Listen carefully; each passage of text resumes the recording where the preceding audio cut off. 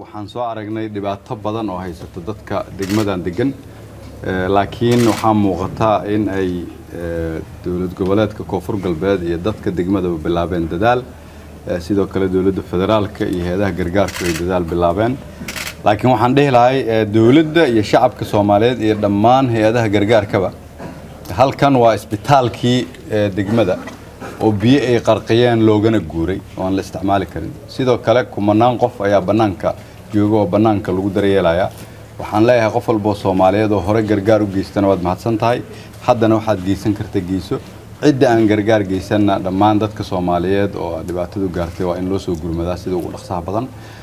sidoo kale waxaan leenahay hay'adaha samafalka aeroboortkii ama garoonkii Bardaalo uu furan yahay maanta annaga ka soo degnay waa in sida ugu dhaqsaha badan loo dardargeliyaa loona soo gaarsiiyaa gargaar dadkan waa mahadsantiin biyihii weynaa iyo daadadkii dadka dhibaateeyay runtii saameyn weyn bay ku yeelatay dadka iyo nolosha iyo caafimaadka iyo waxbarashada waxa dhan dhibaato weynayna dadkan haystaa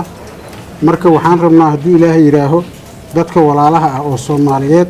jaaliyadaha ganacsatada hay'adaha samafalka dawladaha nin allaalay ninkii waxaysto inuu dadkan walaalahooda biyaha uu fatahaada dhibaateeyay oo banaanka joogo guryahooda banaanka joogo oo kaalmeeyo oo u soo gurmadaan codsanayna ay ugu horeyso dawladda federaalka